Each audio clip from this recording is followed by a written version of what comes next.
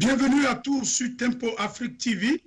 Nous sommes en direct sur l'émission Inside Africa de ce jour, dimanche 8 décembre 2019.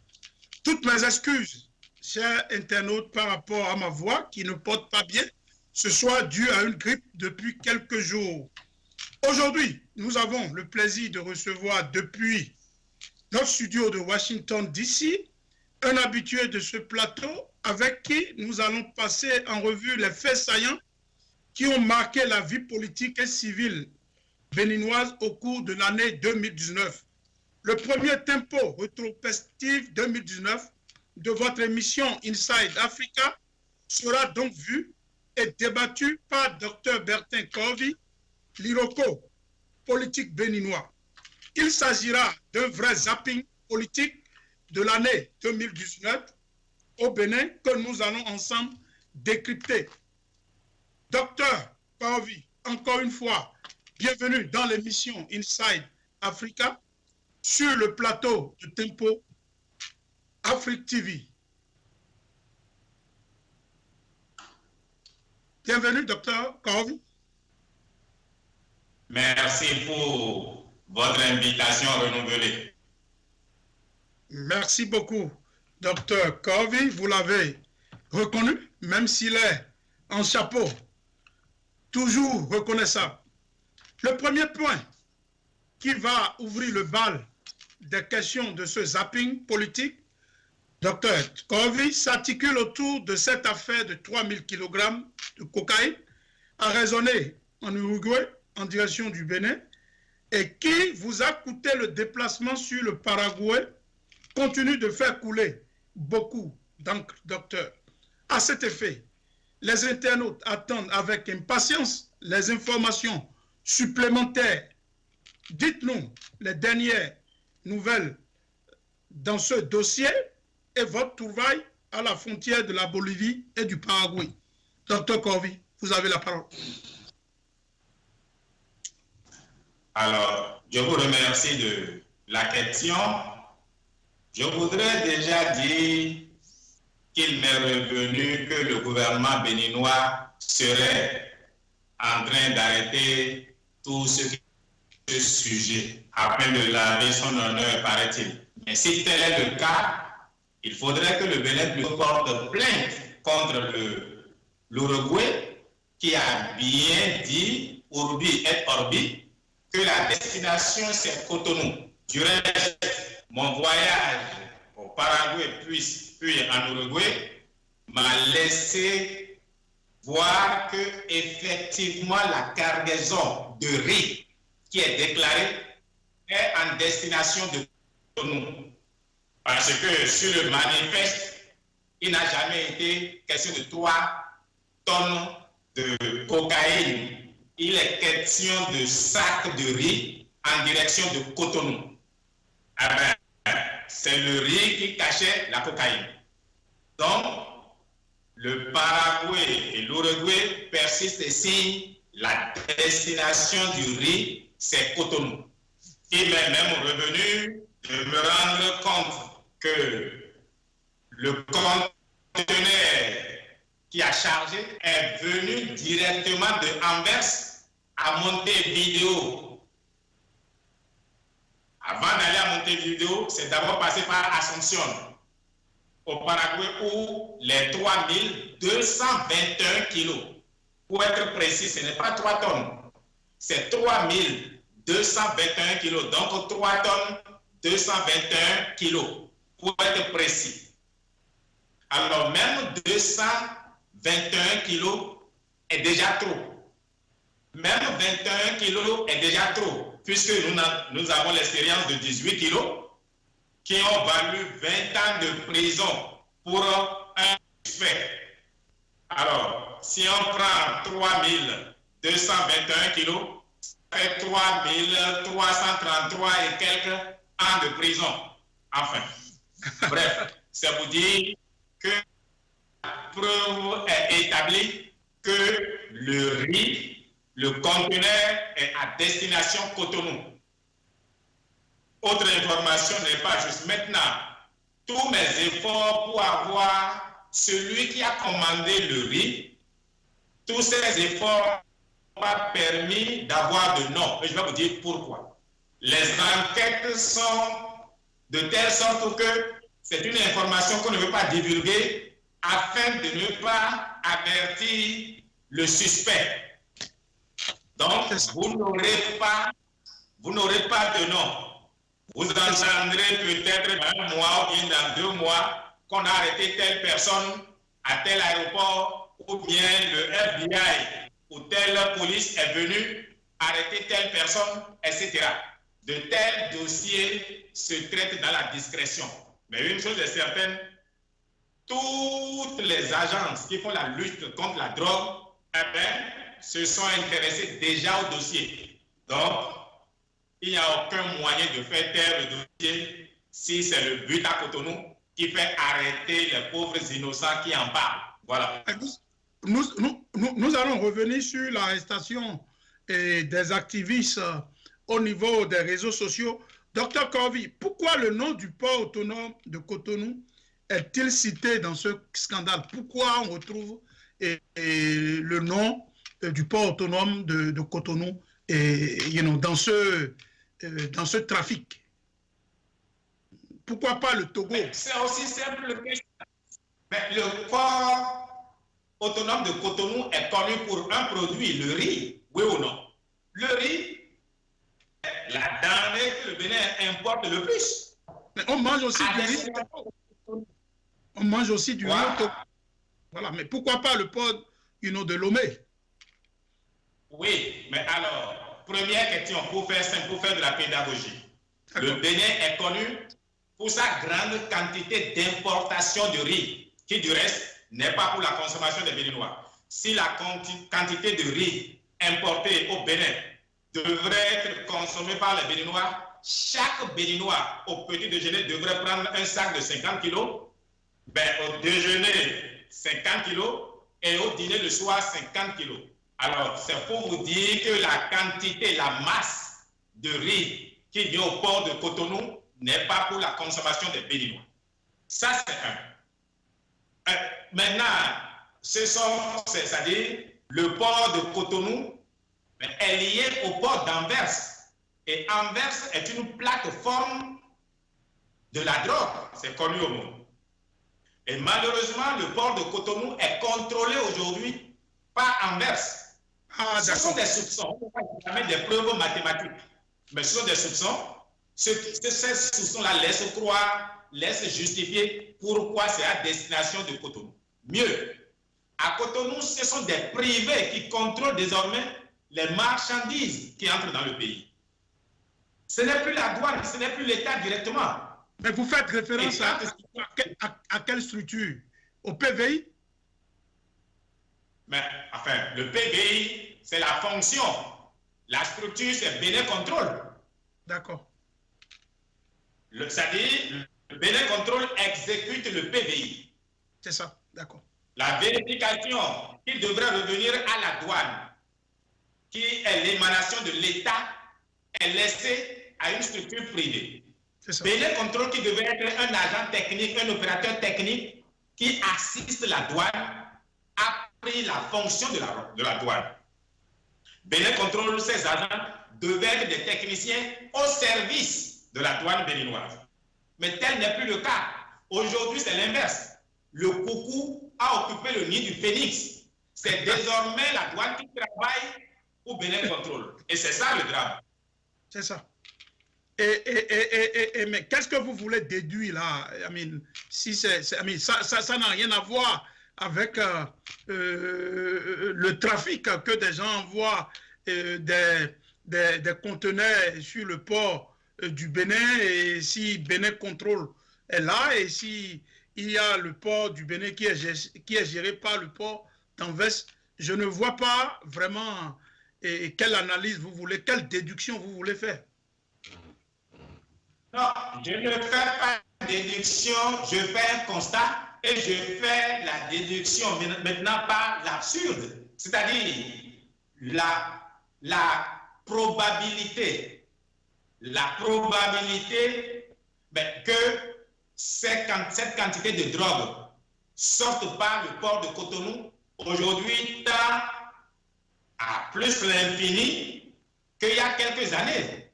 Vous savez, une entreprise privée a toujours ses faiblesses devant l'argent. C'est ça.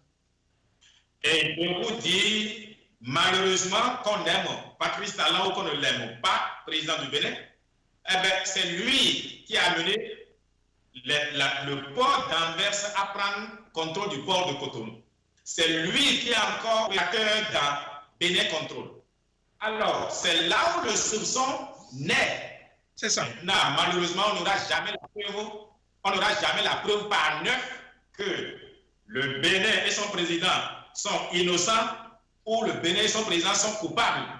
Jusqu'à ce que, eh bien, les autorités qui sont en charge de l'enquête nous sortent qui était commanditaire de ce riz-là. Et c'est pour ça que je veux profiter pour déconseiller aux jeunes activistes. On peut faire l'opposition, on peut dénoncer, mais sans inventer des faits. Parce que jusqu'à preuve du contraire, on n'a pas encore divulgué celui qui a commandé ce conteneur-là. Voilà. Il a l'information. Ok, allez-y rapidement, parce que vous avez dévancé ma question. Vous pouvez partir. Oui, mais non, au fait, je dis, il faudrait que nous dénoncions, mais en cadre de ce que nous avons de factuel. Ce que nous avons de factuel, c'est qu'il y a du riz, un conteneur de 20 pieds qui transporte du riz en destination de Cotonou. Ça, c'est un fait mathématique. Et dans ce conteneur contenant des sacs de riz, on a découvert des plaquettes de cocaïne. Et la totalité fait 3221 kilos. Mais on n'a pas encore le nom de la société qui a commandé. On n'a pas l'individu qui gère la société. Docteur Corby,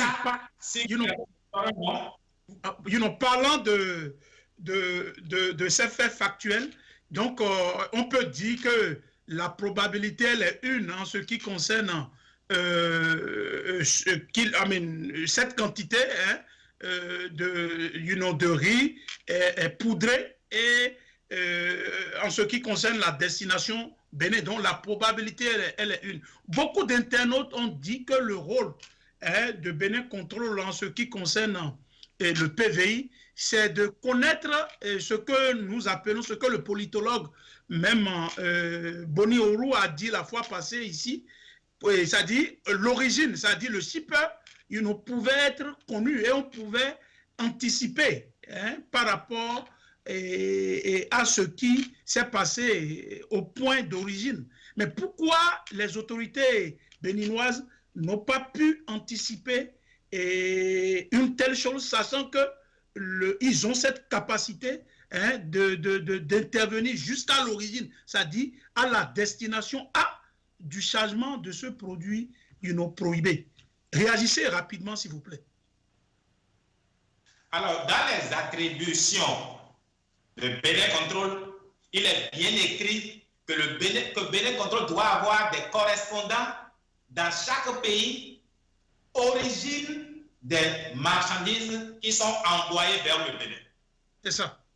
Donc, de ce point de vue, Bénin Contrôle, en principe, devrait déjà avoir le nom du commanditaire de ce conteneur-là. Maintenant, si Bénin Contrôle ne dit rien, ne me posez pas la question. Il faut appeler Bénin Contrôle pour leur dire, mais pourquoi vous savez et vous ne parlez pas? C'est comme il y a quelqu'un disait, un jour, il m'a demandé à un de ses opposants, je sais que tu sais, mais pourquoi tu ne parles pas? Alors, on sait que Bénin Contrôle le sait, mais pourquoi ils ne disent pas? Donc, c'est là justement qu'il faut se poser des questions. Bénin Contrôle sait qui a commandé le conteneur. Et si Bénin Contrôle ne parle pas, déduisez vous-même. Merci beaucoup. Docteur Corby, toujours sur ce dossier, certains jeunes activistes ont été interpellés pour avoir fait des publications jugées diffamatoires en rapport avec cette affaire sur les réseaux sociaux. Il serait près de 5 heures, si je ne me trompe pas. Votre réaction, vous avez déjà commencé par parler et de la justesse de l'information. Allez-y, s'il vous plaît. Alors, il est malheureux qu'aujourd'hui, au Bénin, mais qu'on arrête des jeunes parce qu'ils auraient diffamé. Qu'on envoie en prison parce qu'ils auraient diffamé. Mais Yahya Boni a été de tout temps diffamé par ceux qui sont au pouvoir aujourd'hui. Lionel Zissou a été de tout temps diffamé par ceux qui sont au pouvoir aujourd'hui. La diffamation en politique est entrée chez nous par la porte de Patrice Talon. Malheureusement, les jeunes ont continué croyant que c'est toujours le régime de Yahya Boni qui était là. Je ne suis pas pour la diffamation, c'est pour cela que je ne dirai rien que je ne puisse prouver.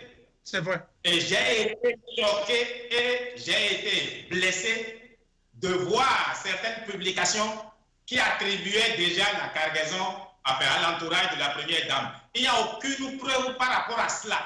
C'est vrai. Si cela est une erreur, ce n'est pas suffisant pour envoyer nos jeunes en prison. Parce que c'est Patrice Talon lui-même et son clan qui ont éduqué les jeunes comme ça. On peut leur sortir les vidéos, les audios. On a entendu tout ce qui a été dit sur Yahya Boni dans ce pays. Je ne suis pas pour la culture de la diffamation, de l'affabulation, de l'intoxication, mais je ne suis pas non plus pour la culture de mettre en prison pour si peu. Au demeurant, c'est le gouvernement qui a diffamé Adjavon Sébastien. Et c'est eux qui ont commencé avec l'histoire de drogue. Les 18 kilos de drogue. Quel preuve Patrice Talon a eu, lui, que c'est Adjavon? Quand il en parle en affirmant que c'est Adjavon sur Radio France Internationale, sur France 24. Alors, diffamation et déni. Donc, c'est tout le pays qui est entré dans la diffamation, hélas. C'est le gouvernement qui a enseigné aux jeunes la diffamation. Au fait, ceux qui même diffament ne savent même pas que c'est de la diffamation. C'est ça le drame. Ils n'ont même pas conscience que c'est de la diffamation. C'est ça. Ils ont une information, ils ne vérifient pas. Mais ceci dit, pour si peu, on ne peut pas arrêter les jeunes pour cela. Si on doit arrêter, si le Bénin doit se sentir diffamé, il doit aller à l'origine. Il faut que le Bénin aille à l'origine de l'information, mais elle nous dise exactement ce qu'il en est. C'est ça. C'est ça. Voilà. Donc mais je vous comprends, et sur ce plateau de Tempo TV, nous ne sommes pas pour la diffamation, et nous demandons que les autorités béninoises puissent vraiment relâcher ces jeunes, parce que ça n'honore pas le pays. Je pense qu'avec l'amnistie prononcée la fois passée pour la libération de ces jeunes, je pense que quand on recommence encore avec ces pratiques, ça ne fait que plomber davantage le pays. Donc, si ces jeunes, comme vous l'avez dit, c'est quand même vraiment très négligeable par rapport à ce qu'ils ont écrit, je n'ai même pas vu. Donc, en tout cas, Monsieur le Président, libérez vraiment ces jeunes, et pour que le pays puisse avancer. Le pays va grandir et nous allons rétablir nos fondamentaux. Donc, sur ce volet, je pense que nous allons toujours espérer que on puisse avoir le nom du CIPE, et pour que justice et toutes les enquêtes soient faites autour de cette question de 3221 kg. Et Dr Kovi, vous avez quelque chose à ajouter avant de clore ce volet? Très rapidement. Je voudrais dire ma solidarité avec les jeunes qui ont été arrêtés. Et je voudrais inviter tous les autres jeunes à toujours, quand ils ont certaines informations dont ils n'ont pas la certitude, s'approcher de ceux qui peuvent l'avoir. J'aime bien annoncé sur Facebook que j'allais sur place enquêter.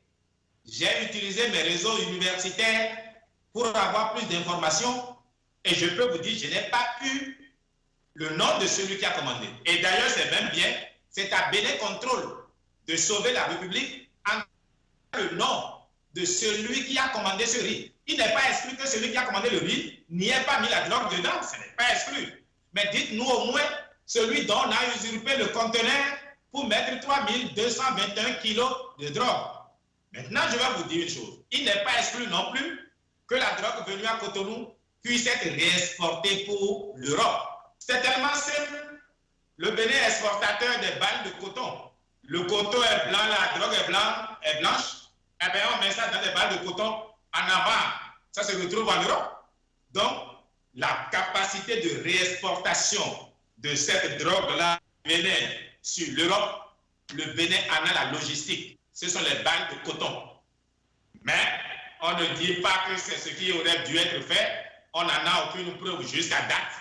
Tout ce que nous allons demander au gouvernement, c'est de libérer les pauvres jeunes qui aillent chez eux. Si le gouvernement, on les diffame comme ils disent, s'ils n'y sont pour rien, mais qu'ils sortent la preuve que ce n'est pas eux, qu'ils sortent le nom de celui qui a commandé, qu'on initie de cette affaire, qu'on poursuive l'Uruguay qui a pris le nom du Bénin, et le problème est résolu. Voilà. Merci beaucoup, Dr Corvi. Merci. Et maintenant, nous allons passer au point 3 de ce zapping. Les activités républicaines du côté de la présidence et Dr Corvi ont retenu l'attention de plusieurs Béninois il y a quelques jours, notamment celles liées à la présentation des lettres de créance des nouveaux ambassadeurs près le Bénin. À cet effet, la nouvelle ambassadrice du Canada près le Bénin salue la gouvernance du président Talon. Peut-on dire, Dr Corvi, que le Bénin est en train d'opter pour un nouveau paradigme diplomatique quand on sait le tout dernier bras de fer entre l'Union européenne et le Bénin avec l'expulsion du Bénin de l'ambassadeur Net Oliva? Vous avez la parole.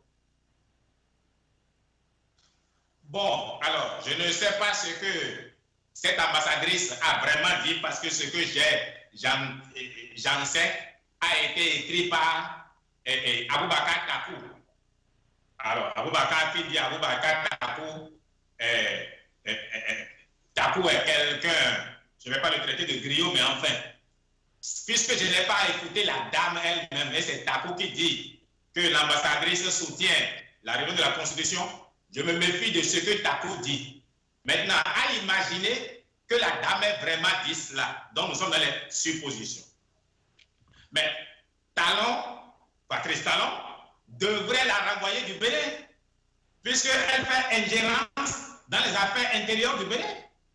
Il y a un ambassadeur qui a apprécié négativement et on l'a renvoyé parce qu'il fait ingérence. Mais il y a une autre qui apprécie positivement, il faut aussi la renvoyer parce que c'est une ingérence dans les affaires du Bénin. Mais on va vous parler d'ingérence positive. Eh bien, ingérence quand même. Parce que ce n'est pas à elle de donner cet avis-là. Du reste, est-ce que l'ambassadrice sait aujourd'hui que c'est à Patrice Talon lui-même de signer les décrets de ratification d'accord de prêt, de faire le prêt et d'en informer le Parlement 3 mois après? Est-ce qu'elle le sait? Elle ne le sait pas. Est-ce qu'elle sait tout ce qu'on a mis dans ce qu'on appelle nouvelle constitution? Elle ne le sait pas.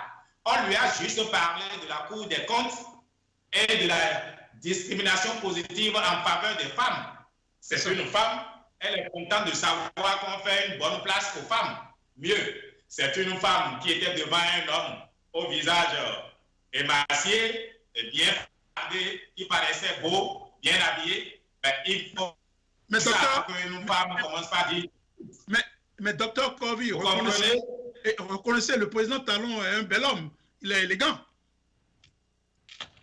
Bon, le Talon que j'ai connu il y a 4 ans avait un visage beau, même sans les failles, que ce que j'ai aujourd'hui.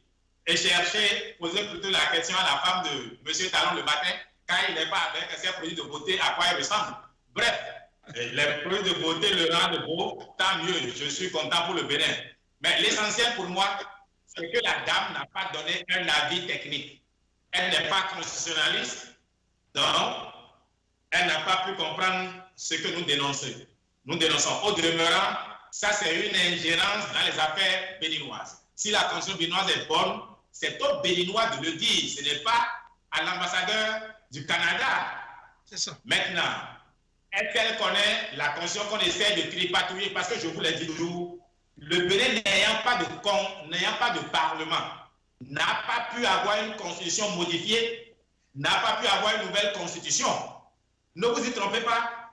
Quand ce régime ne sera plus là, on ne parlera même pas de ce vote-là parce que ça n'a jamais existé, puisque ceux qui l'ont fait n'en ont pas qualité. Donc je ne me préoccupe pas de nouvelle constitution, parce que pour moi, les 83 qui sont à Porto-Novo n'ont pas qualité à faire cela.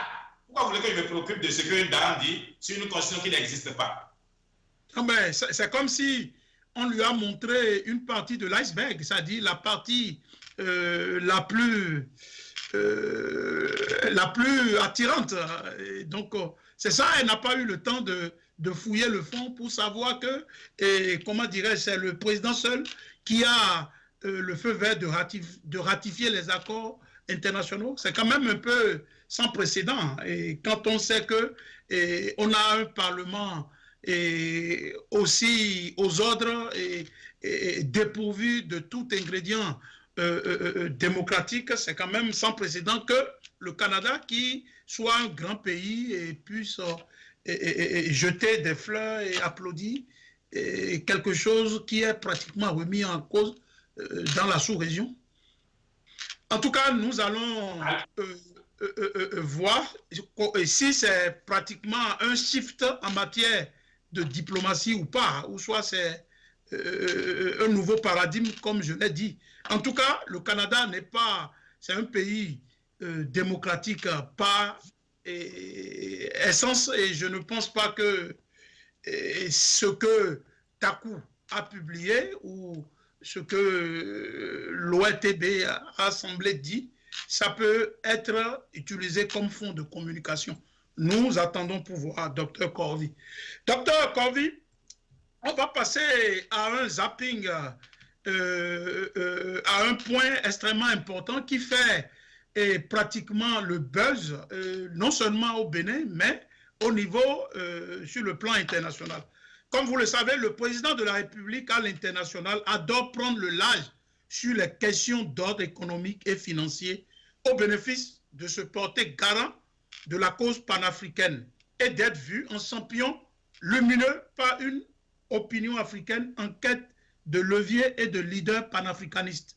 Une rhétorique très fascinante et attirante, il faut l'avouer, dont le président Talon a les secrets, mais qui aussi expose sa position du point de vue purement technique et scientifique à la contradiction et à la critique, notamment ses récentes réactions de son souhait pour le rapatriement des réserves de change du franc CFA qui se trouve en France, et tout récemment, le lundi 2 décembre 2019 précisément, à Dakar au Sénégal, sur la soutenabilité de la dette, le chef de l'État Talon condamne en quelque sorte le mauvais classement des États africains aux indices de perception du risque, tout en accusant les institutions bancaires internationales et l'OCDE de caricaturer le risque, de caricaturer plutôt le risque en Afrique. Comment le président béninois est-il devenu brusquement un panafricaniste?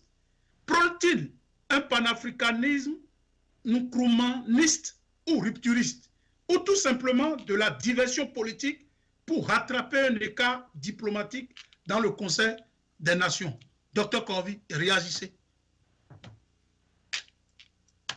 Alors, je vais vous décevoir, mais quand vous prenez l'histoire du monde, ils ne sont pas nombreux qui aient été panafricanistes de conviction. Nombreux le sont devenus accessoirement. Thomas Sankara était un panafricaniste de conviction et sa vie l'a démontré. Regardez la vie de Patrice Talon. Vous les reconnaîtrez à leurs fruits. Ce n'est pas à leurs paroles. Regardez la vie de Patrice Talon et dites-moi s'il peut être panafricaniste. Regardez ses faits et gestes au Bénin et dites-moi s'il peut être panafricaniste. Regardez comment est-ce qu'il gère les entreprises publiques du Bénin et s'il peut être panafricaniste. Il vient, il a commencé par le port. Donc il a estimé que les Béninois ne sont pas dignes, les Africains n'en sont pas dignes de gestion. Il est allé chercher des Blancs. Je ne suis pas raciste, mais je veux être sincère. Il est allé chercher des Blancs. Par la suite, il confie l'aéroport, c'est des Blancs. Aujourd'hui, il prend l'électricité, c'est les Canadiens. Alors, ces faits-là doivent permettre à nos frères africains qui sont en train de se fourvoyer à comprendre que Patrice Talon peut être tout sauf panafricaniste. Il ne l'est pas. Depuis 2016, à la première sortie de Patrice Talon et son discours, j'ai dénoncé en avril 2016 qu'il optait pour l'ajustement structurel. Le programme d'ajustement structurel, mais chapeauté par le Fonds monétaire international. Depuis qu'il est venu, combien d'emplois il a créé et combien il a jeté à la rue. Alors, il ne peut pas, lui, s'en prendre au FMI. Il en est un disciple qui a été tout le temps adulé, félicité par le Fonds monétaire international. C'est ça. Maintenant, sachez une chose. Quand les hommes, il y a beaucoup d'hommes d'État africains, quand ils sont impopulaires, vomis chez eux, quand ils ont échoué, ils deviennent panafricains et ils commencent par accuser l'Occident de tous les noms d'oiseaux afin que leur échec soit imputé aux autres. C'est justement parce que Patrice Talon a vu l'échec patent de sa politique économique qu'il cherche déjà de bouc émissaire. Bientôt, ils diront que c'est le FMI qui n'a pas voulu, c'est la Banque mondiale qui n'a pas voulu. Maintenant, je vais vous poser une question. C'est moi qui pose maintenant la question. D'accord. Voici un pays où c'est le président qui doit ratifier les accords de prêt, faire les prêts et 3 mois après en informer son peuple. Vous ne voulez pas que celui qui veut faire le prêt estime que le risque est trop grand, que le président fasse autre chose avec l'argent? C'est ça. Mais écoutez, le cas béninois, c'est la première fois qu'il y a un parlement où on a empêché 95% du peuple de se prononcer sur le choix de ses représentants. Ceci annonce des violences futures. Qu'on aime la vérité ou pas, nous ne ferons pas économie de violence au Bénin pour établir la démocratie béninoise. Vous voulez que celui qui veut faire les prêts ne s'inquiète pas du futur du pays? Vous voulez qu'un pays où la plupart des opposants, ou bien ceux qui n'ont pas l'avis du président, sont pourchassés, sont en exil ou sont en prison? Vous voulez que celui qui prête l'argent n'ait pas peur? Vous voulez que celui qui prête l'argent dans un pays où, une nuit, on modifie la constitution soi-disant, dont on ne connaît pas le texte, et c'est 12 jours après qu'on saisit un texte au hasard qu'on présente dans l'opinion publique? Vous ne voulez pas que les gens aient peur? Non, écoutez. Mieux, le vrai problème, qu'on ne dit pas, c'est que ces histoires de garantie souveraine sont utilisées à tort et à travers pour financer les grands travaux. C'est quoi ces garanties? Une entreprise vient, dit ce tronçon-là, moi je peux vous le faire. À tel montant, moi-même j'amène mon financement. Ce que vous allez me faire, c'est une garantie. Dès que vous, une garantie de me rembourser sur 7 ans. Dès que vous lui faites la garantie, c'est se basant sur cette garantie-là qu'il obtient un prêt auprès des banques. Et c'est avec ce prêt-là qu'il fait la route. Nos États ont réussi à cacher ces engagements-là au Fonds monétaire international. Et si on les a appelés, c'est plutôt pour leur en parler, parce que c'est la partie cachée de la rencontre. Leur reprocher l'endettement déguisé. Puisque tout compte fait, il faut payer cette dette. Et quand on ajoute ces grands travaux faits à base de garanties souveraines qui ont permis à des opérateurs d'aller faire des prêts, au lieu que ce soit l'État qui fasse le prêt, ce qui devient la même chose puisqu'il faut les payer. Avant, c'était l'État qui faisait un prêt et donner l'argent à l'entrepreneur. Aujourd'hui, l'État donne la garantie et c'est l'entrepreneur qui va faire le prêt. Tout compte fait, l'État doit payer les travaux. Mais la différence, c'est que le montant au kilomètre par route fait pratiquement le double de ce que cela aurait dû être. Donc, c'est une autre façon de stocker le pays. C'est un endettement qui est intérieur. Et c'est contre ça que les familles ont de se plaindre. Parce que si on ajoute cette dette-là au Bénin, le Bénin va se retrouver à plus de 120% de son PIB de dette à rembourser. Voilà la réalité. Donc, Macron est tout sauf un panafricaniste. D'accord.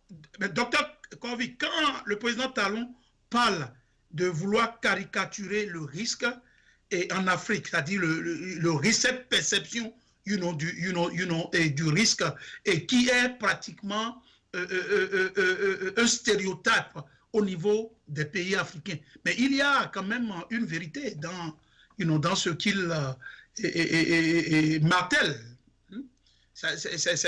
Il y a quand même une vérité, qu'on le veuille ou pas.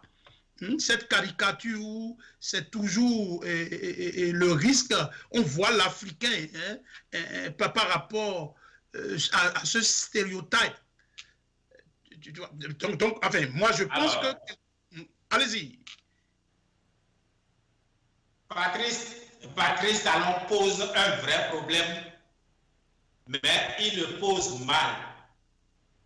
C'est comme si une femme prostituée de Djonké veut reprocher à une jeune fille qui a perdu sa virginité avec son petit copain de classe. Elle n'est pas bien placée pour en parler. C'est ça. Tout le monde peut parler de ça par Patrice Talon. Maintenant, ceci étant dit, mais quand vous voulez emprunter l'argent, c'est celui qui remet l'argent qui se préoccupe de comment il va récupérer son argent. Il y a 4 ans, notre démocratie a permis à un homme soupçonné de vouloir tuer Yahi Boni, président en exercice, soupçonné de vouloir lui faire un coup d'État, ayant fait 3 ans en exil, qui a 10 dossiers d'escroquerie où l'État poursuit devant les tribunaux. Notre système démocratique a permis à un tel personnage, dans ce profil-là, de rentrer chez lui, d'être candidat, d'être éligible, d'être élu, d'être investi. Mais tout le monde a applaudi la maturité de la démocratie béninoise. Cette même personne vient regarder ce que notre démocratie est devenue, où on arrête une femme annoncée par audio qu'elle a entendu qu'elle a vu les institutions de la République se réunir à Gecko, à Dassa, annonçant la modification de la Constitution à venir, et on mettra un poste de vice-président. Tout ce qu'elle a dit s'est révélé vrai un mois après, mais elle est en prison aujourd'hui pour diffamation. Oui. Elle est en prison pour diffamation. Voilà ce que notre démocratie est devenue. Vous ne voulez pas que de tels faits donnent peur à ceux qui font un crédit au Bénin, parce que ceux qui font de crédit à ce régime-ci, eux-mêmes, quand notre régime viendra, il ne sera pas prêt à payer facilement les dettes qui s'octroient aujourd'hui à Patrice Talon. On va les analyser, on va s'assurer que ces dettes-là, ceux qui les ont fait dans les normes. Donc, hélas, l'Afrique, qu'on soit africain, panafricain ou pas, on doit reconnaître que le risque est grand. Le risque n'est pas que financier, il est d'abord politique. C'est cela le problème. C'est ça. Maintenant, par rapport à sa position pour le rapatriement des réserves de change du franc CFA, des trésors français, c'est une position légitime, vous pensez? Bon, au fait, Patrice Talon est dans la phraséologie et dans le sensationnel. Disons-nous maintenant la vérité. Le Bénin n'a même pas 10% de ces réserves-là en France. La Côte d'Ivoire la Côte d'Ivoire a 60% de ses réserves. Si quelqu'un doit... Il parlait au nom de les réserves, ça devrait être d'abord la Côte d'Ivoire. Le Sénégal a plus de réserves que le Bénin. Le Burkina a plus de réserves que le Bénin. Vous avez écouté ceux-là se plaindre? Il ne faut pas se donner le rôle qu'on ne peut pas assumer. C'est ça. C'est ça. C'est comme quelqu'un qui va chez les crapauds et il voit que tout le monde est accroupi et demande un siège. On lui dit, mais tu vois que les grands sont accroupis et tu veux un siège. Si quelqu'un peut tenir de tels propos que ça ait défait, c'est Alassane Ouattara. Patrice Talon aurait dû s'approcher de Ouattara et lui dire, grand frère, il faut qu'on fasse si. D'ailleurs, quand sur RFI, Alain Foucault a posé la question à Ouattara, il a dit non, qu'aucun président de l'UEMOA n'a parlé de cela, à ce que lui sache. Il a dit de écouter les populistes. Il a traité pratiquement Patrice Talon de populiste. Et c'est effectivement du populisme. Cette proposition, effectivement, existe. Et ce n'est même pas le panafricanisme qui le dit, c'est encore la France qui nous propose cela. Tout ce qu'il faut faire, pour ma part, commençons par construire une économie fondamentale. Sortirons du franc CFA sans faire du bruit, sans faire du tapage. Ça. Le vrai problème, c'est le paradigme économique dans lequel nous sommes. Oui. Et le roi du coton. Le roi du coton ne peut pas être celui qui veut, mais qu'on sorte du franc CFA par ce cheminement-là. Non, Patrice Talon est de la diversion. Oui, tout récemment, je pense que nous allons répondre à un host qui a un confrère togolais et qui n'a pas du tout pris les propos du président Talon dans un contexte réaliste. Parce que quand le président Talon a parlé de ce rapatriement de fonds, de nos réserves, vis-à-vis du trésor français, mais dans le même temps, le même président parle d'un réflexe technique et d'un réflexe psychologique. C'est extrêmement grave. Il dit que même si on fait le dispatching de ces fonds dans des banques européennes, américaines, asiatiques, que ça ne va rien changer. Mais ce que ça va changer, c'est, comment dirais-je, c'est ce choc psychologique. C'est comme on dit aux nègres, bon voilà, et applaudissez pour le Thanksgiving, et nous mangeons, rien ne va changer. Et si on vous donne ce vendredi pour manger de la pintade et tout ça, ou soit de la dinde, mais votre condition ne va pas changer. C'est extrêmement sur ce point-là que je pense que d'éminentes personnalités comme Mamadou Koulibaly et Niam ont vraiment attaqué le président Talon en parlant d'un effet psychologique et d'un effet technique. C'est que bon, on a fait seulement un changement de pignon, mais le fond existe toujours. C'est quand même un peu, comment dire, c'est un peu regrettable en tant que engagé africain pour la cause africaine. Ça, c'est une autre parenthèse. Je ne sais pas si vous voulez réagir ou nous allons passer sur le prochain point, Dr Kovi. Je vous dirai juste à chacun son métier afin que les vaches soient mieux gardées. Qu'est-ce que Patrice Talon connaît de l'économie? Encore moins de l'économie monétaire. Il n'en sait rien. Ce sont les brides de ce qu'il a retenu, des coups que lui ont proposés les Wadaï, les Poupaki, les APT, et j'en oublie. Il aurait dû se taire, écouter, et voilà, que de vouloir se en spectacle. Parce que quand j'ai écouté parler, quand j'ai écouté d'autres parler, j'ai eu pitié de lui. S'il voulait vraiment parler du CFA, il pouvait appeler un Sébastien, si ça lui plaît, l'Ivoirien qui parle de CFA, etc. Mais lui, non. S'il veut sortir du CFA, il est président. ben, qu'ils décident de sortir au lieu d'aller discourir. Qu'ils prennent de... Oui. Oui, docteur Corvi, je vous comprends et on a beaucoup de choses à parler. C'est un zapping, c'est une rétrospective des faits marquants. La révision de la Constitution en violation des lois républicaines a aussi marqué cette année qui prend fin. Docteur Corvi. Vous avez la parole. Mais la révision de quoi encore? De la Constitution. Mais je vous dis qu'elle n'a pas été construite.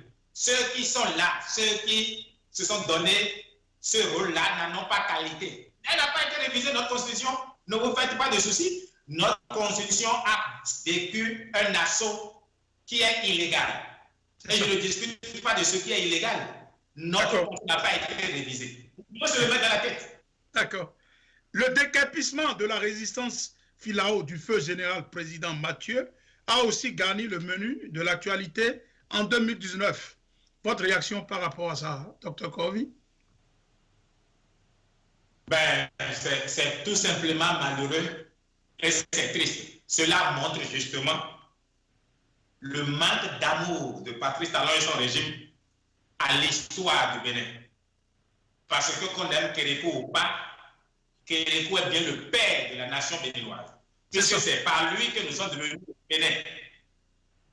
C'est pas Kérékou que nous sommes devenus Bénin. Simanga est le père de la nation dahoméenne, Kérékou est le père justement de la nation béninoise. Et là où Kérékou est resté, eh bien, le traiter de cette façon, humilier Kérékou comme ils l'ont fait, ben, je ne pouvais jamais imaginer ça de mon vivant. Ce n'est pas possible. Mais cela m'a encore plus attristé que nous ayons une armée constituée essentiellement des officiers que Kérékou a fabriqués.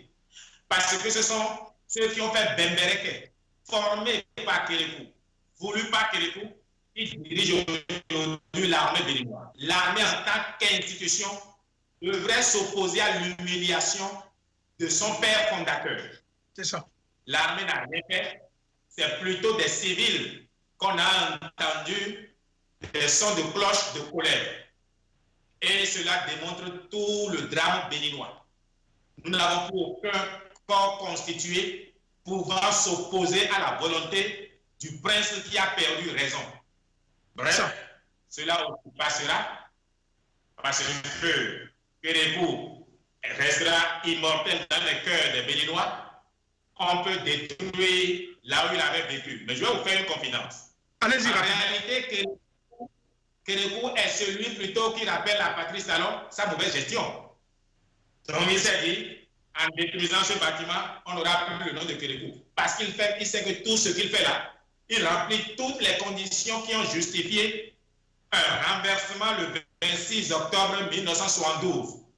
Toutes les conditions qui ont justifié l'avènement de la révolution, Patrice Talon les remplit aujourd'hui. Et Kérékou, la maison, lui rappelle sa mauvaise conscience. Il fallait effacer cela. Mais c'est ça la réalité. Merci. C'est fait exprès. Docteur Corvi, toujours impeccable dans ses analyses et toujours poignard. Docteur Corvi, les événements de Kadiaoum, de Tchaourou, de Savek, Kandié environ, ont été sans doute les pages les plus sombres de cette année 2019. Votre impression? Alors, les événements se sont succédés, mais ne sont pas les mêmes. Les événements qui m'ont le plus marqué, c'est Kadiaoum. C'est ça. J'étais déjà en prison, mais à ma sortie, j'ai vu les vidéos. J'ai vu des soldats béninois, armes au poing, tirant dans la foule comme s'ils canardaient des pigeons. Ils n'étaient pas menacés. Ils pouvaient tirer en l'air pour faire une sommation, pour faire peur aux populations, non. Parce qu'ils étaient très loin de ceux sur qui ils tiraient. C'est ça. Ils étaient au moins à 30 mètres. Donc, ils ne couraient aucun risque. Il n'y a aucun risque que la population les blesse ou bien les attaque. Alors, quand vous regardez les images, cherchez-les, vous vous rendez compte que c'est au fait un plan politique. On a voulu faire un précédent pour que le peuple ne revendique pas parce qu'on sait ce qu'on est en train de tramer.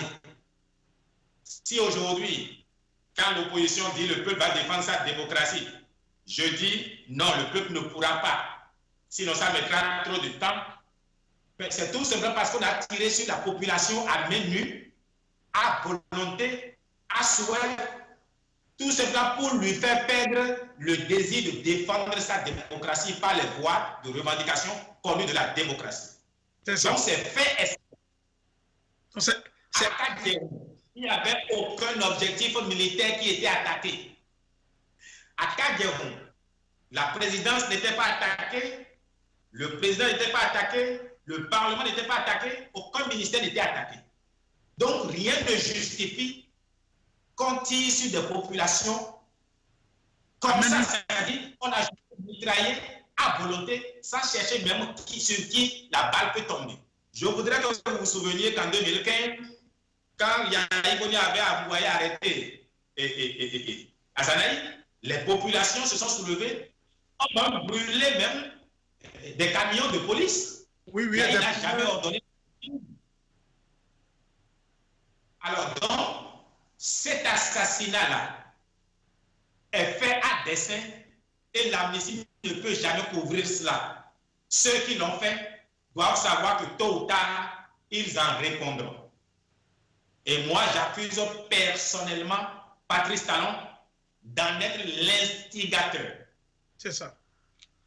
Il n'a jamais regretté, il n'a jamais présenté ses condoléances aux parents, aux familles déplorées, il n'a jamais condamné. Cela ne sera pas oublié. Justice se fera. Maintenant, parlons maintenant de Saber et de Tchad. Les populations ayant compris avec ce régime, il faut être prudent, ont décidé de répliquer. Et je voudrais m'incliner devant la mémoire des jeunes soldats et policiers qui sont tombés sur le champ du déshonneur. Parce que ceux qui sont morts et blessés, vous savez, ils ne vous ont pas dit tout ce que les populations disent. Il y a eu plusieurs qui sont morts. Mais on ne le dit pas. Je m'incline devant leur mémoire, mais ils sont tombés sur le champ du déshonneur. Et c'est pour cela, je voudrais les appeler que si demain, on les envoie encore pour de telles missions, il vaut mieux qu'ils désertent tout simplement afin d'être vivants. C'est ça. Il ne sert à rien de mourir sur le champ du déshonneur. Être canardé par les chasseurs, par les populations, c'est d'une tristesse que je n'arrive pas à exprimer. Mais les populations, hélas, ayant vécu ce qu'on a connu à Kadjeron, ont décidé de prendre l'initiative. Voilà, c'est triste, mais c'est là où, justement, Patrice Talon a conduit notre pays. Docteur Corvi, toujours sur ce volet, la marche et le fait d'avoir gazé les anciens présidents ne pouvaient pas aussi échapper au laser de ce zapping 2019. Votre réaction? Oui, mais je n'en ai pas parlé tout simplement parce que cela démontre du peu de considération que Patrice Talon a pour la République et a pour les institutions, parce que même les anciens chefs d'État ont bien le droit d'aller expliquer aux populations ce qu'il en est. Ça, c'est vrai. Mais pourquoi vous étonner? Je vous ai dit que nous ne sommes plus en démocratie. Le régime qui a permis à un homme poursuivi par l'État béninois sur 10 dossiers, accusé de vouloir tuer le président sortant, pardonné, et qui est rentré, a tué un candidat, a été élu, on n'est plus dans ce régime-là. Et c'est de là, d'ailleurs, que je dis à toute personne qui croit que 2021, par les élections, on peut avoir un changement de régime au Bénin, alors vous vous trompez totalement. On n'est plus dans le même régime. C'est ça. Nous sommes aujourd'hui dans un régime dictatorial qu'aucune élection ne fera changer. Un régime d'exception, vous voulez dire? Aucune élection. Mais c'est un régime dictatorial de déception, oui. Un régime policier. Ça. Nous sommes dans le fascisme aujourd'hui. Aucune élection ne fera changer de paradigme politique au Bénin, toutes choses restant égales par ailleurs. Les lois sont scélérates, les juges, regardez, c'est toujours le même juge Azo à qui on a confié tous les dossiers des opposants qui se retrouvent en prison. Tous. Il n'y a que lui. Mais si le Bénin n'a plus de juge, mais il faut qu'on forme d'autres. Mais une chose me réjouit, c'est que chacun répondra en temps opportun de ses choix d'aujourd'hui. Chacun répondra. Et c'est dans un futur prochain.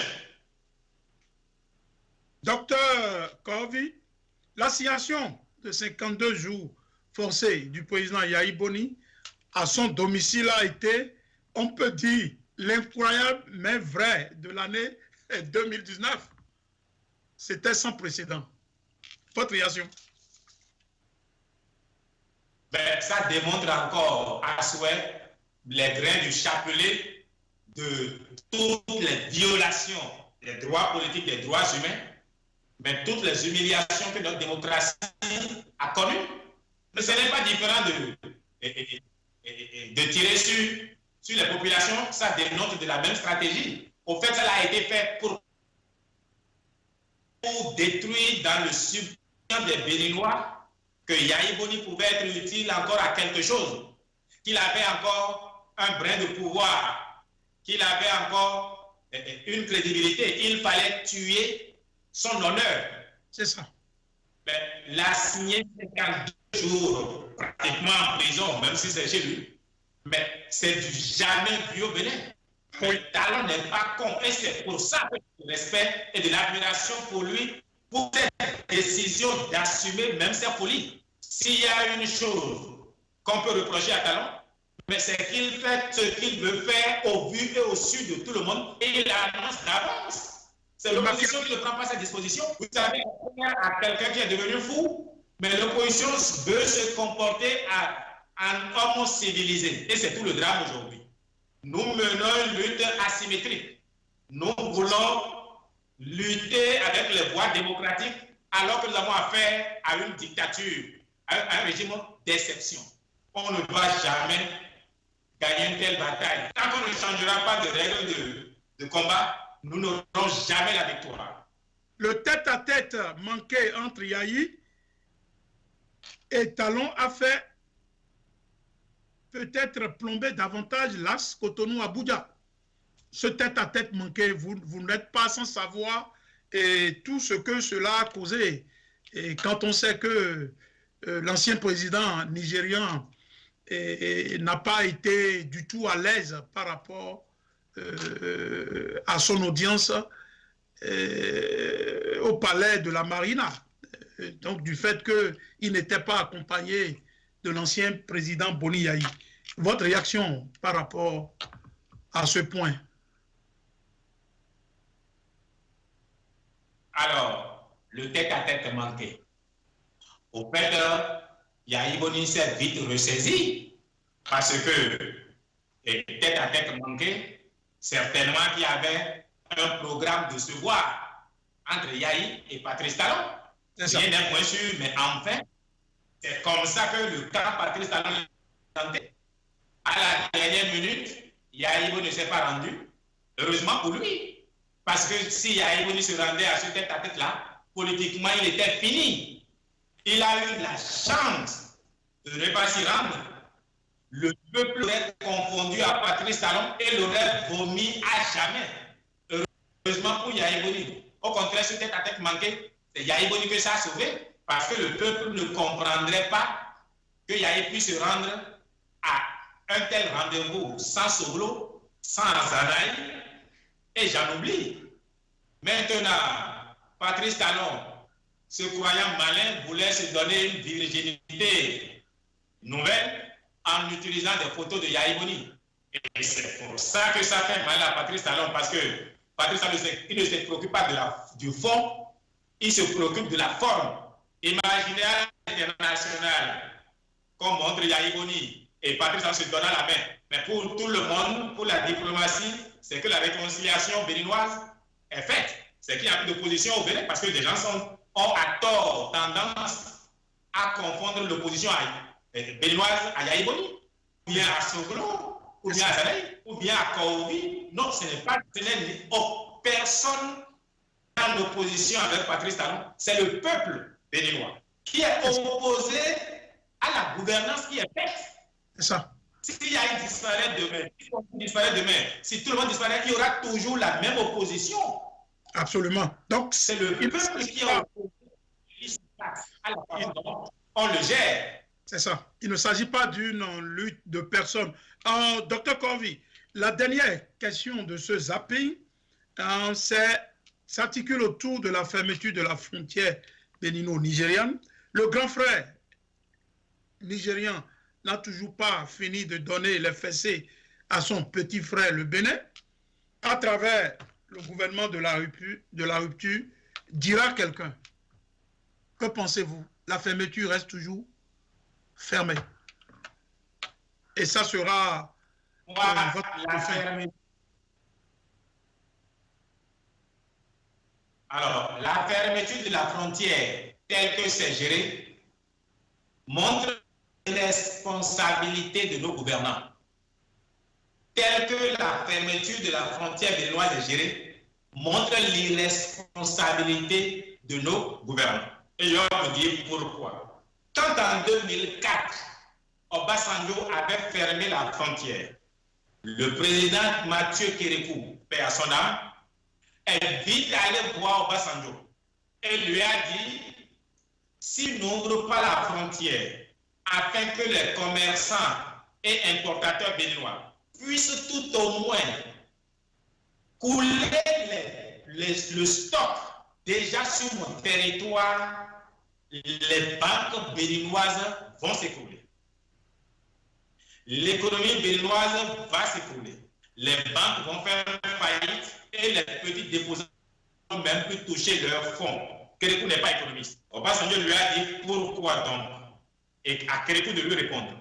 Kérékou lui a dit que les importateurs apportent 50% du montant de la marchandise et la banque fait un prêt, un crédit documentaire sur 90 jours de 50%.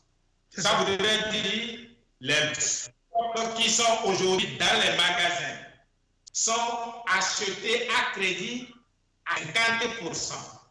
Ces crédits ont été accordés par les banques sur la base des petits épargnants. C'est ça. Et ça fait plus de 3 mois que ces stocks sont en magasin. Ces banques aujourd'hui sont quasi en faillite. C'est ça. Depuis 3 ans, les banques béninoises ont déjà renvoyé 1350 employés. Depuis 3 ans, les banques béninoises ont déjà fermé plusieurs agences. C'est des signes qui ne trompent pas. Une banque au Bénin aujourd'hui n'est financièrement solide. Depuis 3 ans, l'État a vendu des bons que les banques ont achetés. Ces bons-là ont été achetés sur l'épargne nationale.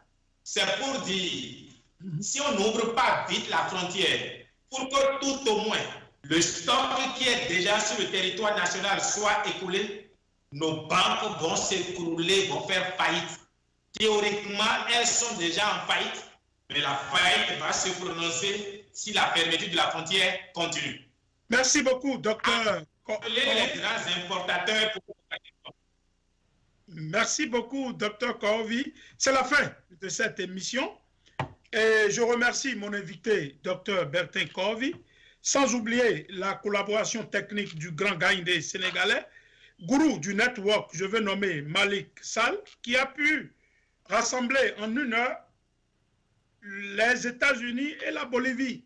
Quant à moi, on m'appelle Souleymane Harouna, Soul to Soul. Je serai ravi de vous savoir très nombreux le dimanche prochain à la même heure sur ce plateau préféré de télévision, la chaîne des Africains. par les Africains, Tempo Afrique TV. Merci, docteur Bertin Corvi. Toujours le plaisir de vous avoir, toujours le plaisir de nous entretenir sur les faits saillants. À bientôt. Merci. Merci à vous.